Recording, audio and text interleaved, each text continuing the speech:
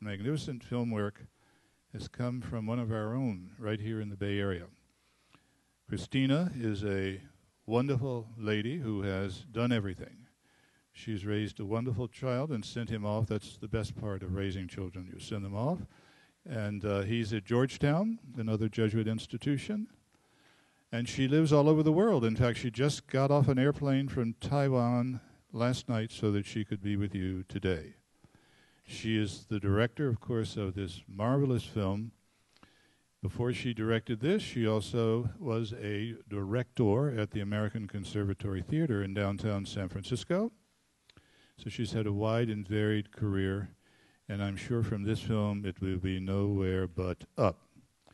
So both our director for the Center of the Pacific Rim, Angelina Yi, who's here in the audience with us, and I would like to welcome you here to an event that is co-sponsored by a number of our units here on the campus, to include media studies. And now, since there's much to see and much to do, I give you the wonderful Christina.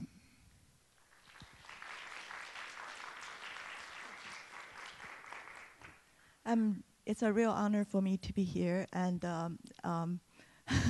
I just arrived last night, so it's always difficult for me to switch between languages. So if you hear me stuttering today, you know, excuse me, and know that I just arrived last night. I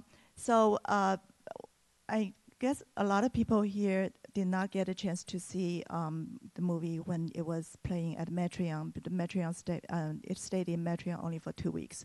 So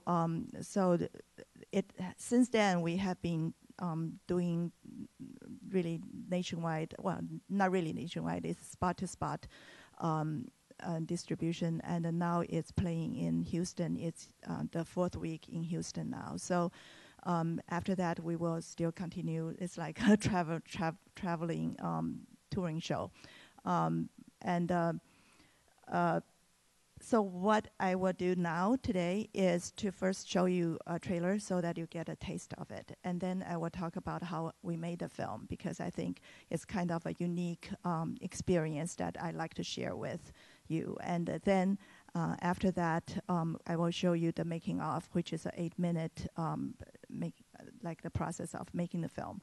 And after that, if we have a little bit chance, I will tell you why we made the film. But beyond that, I would also like to get feedback from you and see how whatever question you have for me. So let's just show the trailer first. Okay.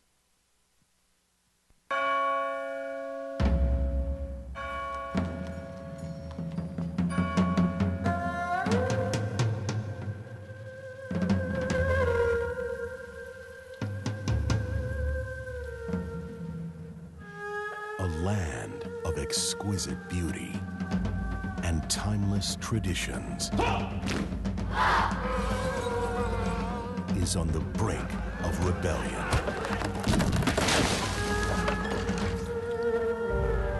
Its wealth controlled by a banking empire.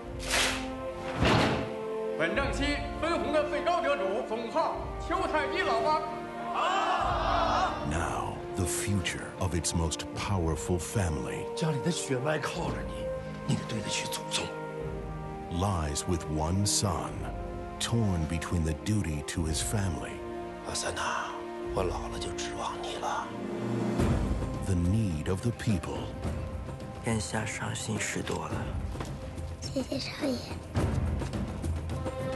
the love of a woman. 我来慈禧。什么时候回？不知道。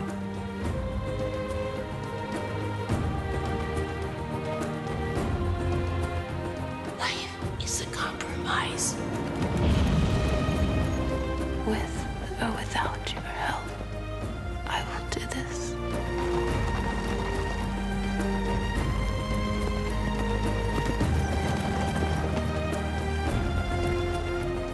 One man will change the fate of an empire.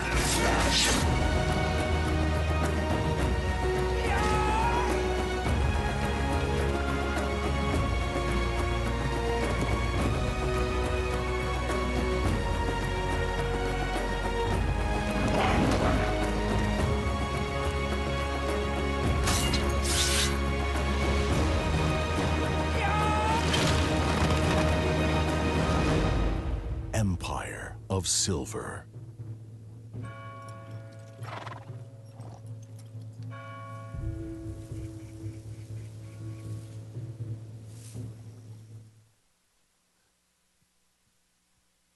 So this trailer was nominated for Best Romance and Best Dramatic Foreign Film, and then we lost to King's Speech. So it was an honor to be nominated along with King's Speech. So anyway, the reason that we can we go to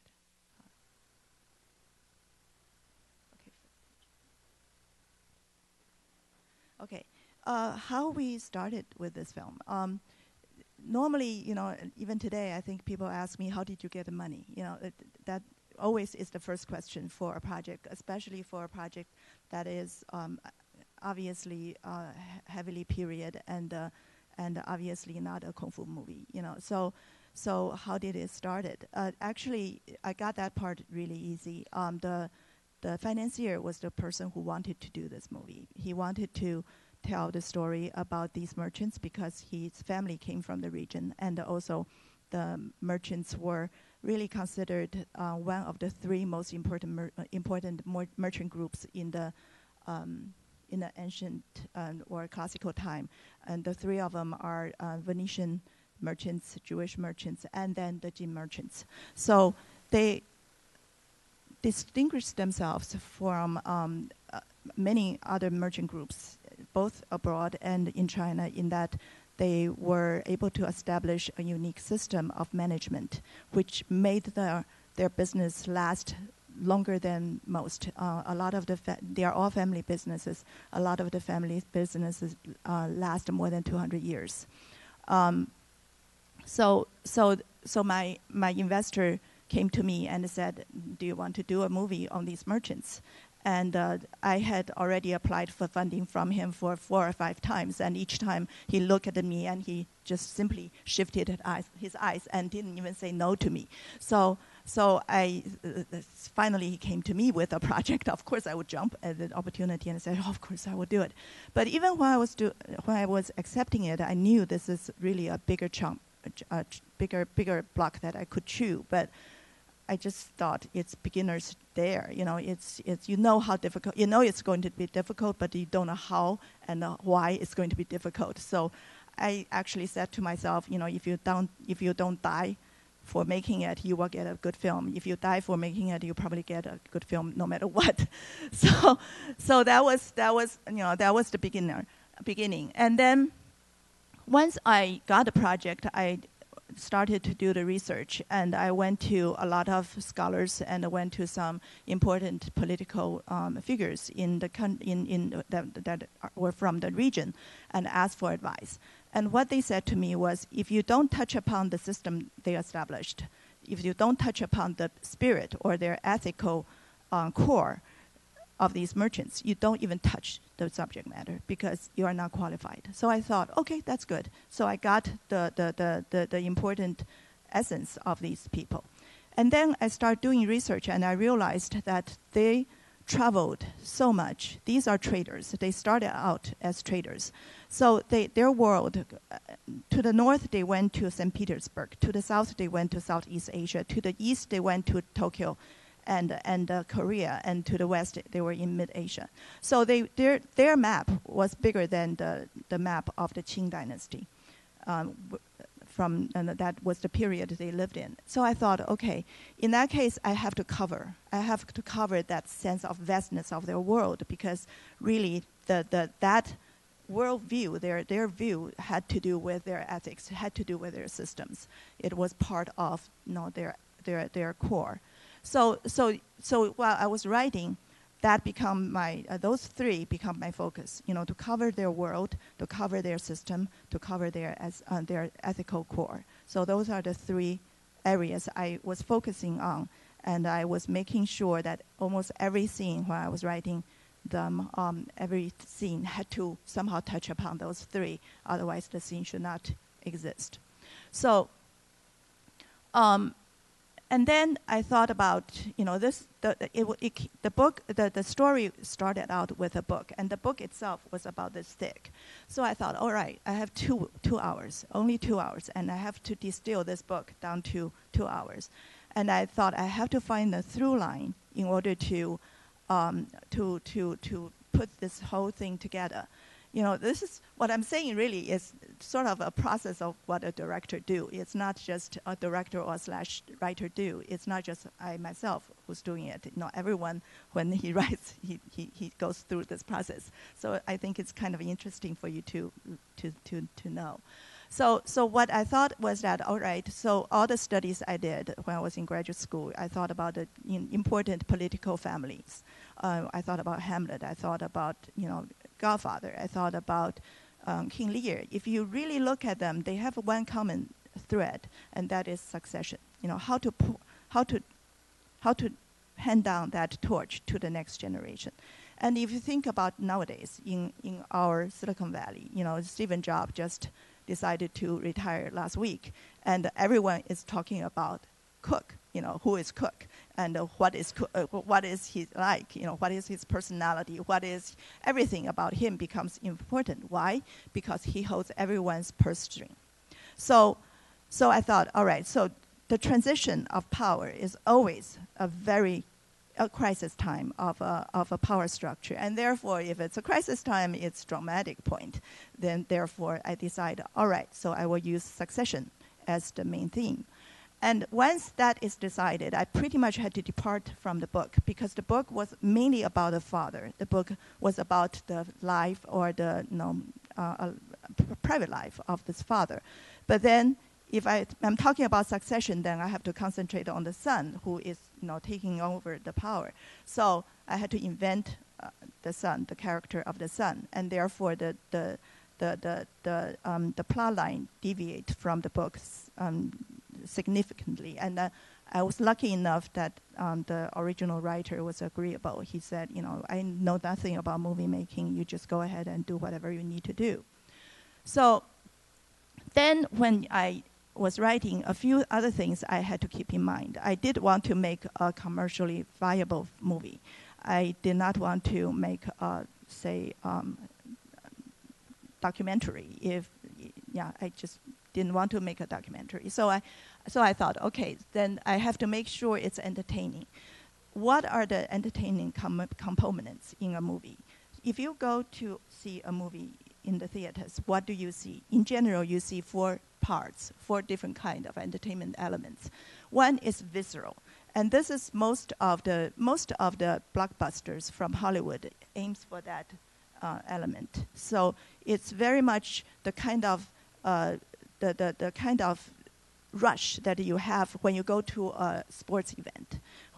That ball has nothing to do with you, but you have invested your whole ego upon that ball, and you would fight for that ball. If your team lose, you would fight, whoever that is cheering for the other team. Why? Because it's so basic. It's so fundamental to your being. And the most Hollywood movie aims for that element to entertain. And the other kind is voyeurism, and that is peeping Tom. You're not supposed to know your neighbor's life, but you really want to know. Because why? Because it's entertaining, okay? You want to know everything they do, what they eat, and that is voyeurism. And then the third kind of vicarious experience, most romantic comedies are this kind. You go through a ride with the protagonists through their ups and downs in a romance, or in any kind of emotional experience, and you get your catharsis from it. And then the fourth one is spectacle, and that includes audio too. So it's what entertains your visual and your audio and visual entertaining elements. So most movies aim for all 4. However, every movie has 1 or 2 concentrated area. For me, I knew that I cannot do a kung fu movie. If I do a kung fu movie, I might as well not do the movie. So I know that I cannot go for visceral. And then, so I realized that what I really should concentrate on are the vicarious experience, meaning looking into the lifestyle of the ancient people, of the so-called literati class, the class of the gentry class, the class that have gone through studies and live comfortable lifestyles. And then also the vicarious experience, and that is when you have the triangle love relationship. So, and then I aimed really making sure I also have the visceral, I also have the spectacle. But those two were supporting elements. The main core of the entertainment that I wanted to provide to my audience was through voyeurism and vicarious experience. That is why this movie, if you look at that poster that we have, I guess you don't see the poster now, but the poster we have, it's the two lovers, leaning against each other, because that is what makes people wanting to see the movie. It's emotional. You know that through that poster, it's somehow it's a love story. And then, but my distributor keeps saying that this is epic, this is epic. And when you say epic, you are talking about ancient people's lives, and therefore, then it's voyeurism. So those two are the elements that my writing I concentrate on. Research, it's just reading through things and going to visit the scholars. And a lot of scholars, I think it's high time to make this movie simply because a lot of the scholars are still alive. The people who went through the research, the hardcore research through the court papers, through the magistrate's paper in order to trace down how money flowed from one place to the next. Those people are still alive. So I could really visit them and ask them questions. That is one privilege I had. Okay, and then when I was writing, I was also, like I said, I was visiting the scholars. But at the same time, I went back to the region, to the province, and I ran into some good people who said to me, I think there are places you should see. So they took me to places. The region that these bankers lived, there was really a very barren area. Later on, if I get a chance, I will show you at least some pictures to show you what kind of beginning they had. It was really so barren that the land was so poor that they had to go out looking for livelihood. They were pushed out to look for livelihood. And therefore, the area, if I was truthful to the area, the color of the locale, it would be yellow. It was just yellow earth, yellow earth, yellow earth. Nothing else but yellow earth. But then I went to the south of the province, and I saw it's almost like Rocky Mountain of this country. It's the Taihangshanmai. And I look at the greenery there, and I look at the mountains. I said, there's no way I'm going to give this up. So I moved mountains. I moved the mountain from the region to my location, and therefore I created this huge, very pretty. You saw part of it already in the trailer. The very pretty, very lush valley, which really is not there for the real location. So that was my luxury. I was writing and I was location scouting at the same time. So if you look at my movie, you will not see a location manager because I was the location manager. I was able to look at the location and say, okay, good, I like this, I'm going to write it in. No matter how I'm going to somehow mix it in, I will mix it in. So it was an organic process, and I really highly recommend whoever that is here interested in filmmaking to do that, because it helps you to break the mold. In most cases, a director would take the script and then list all the locations he needs, and then the location managers will go out and look for the locations, and then come back and report, and go out again. And the directors do not go out until the third time. He will go out only to double check. So I think that becomes really limiting, because you can only limit your locations to the people that to the locations that are approved already by your locations managers. So in my case, I was doing the other way around. So when you're doing a movie, what do? Okay, you have to make sure you don't spend or you don't overspend. How do you limit your spending? The most important step is before the production starts shooting. You should do pre-production as much as you can. Make it as complete as you can so that you don't waste even 1 minute when you're on location. So what I did was, and this actually came from my theater training. So what I did was I sat down with the script. I analyzed the script.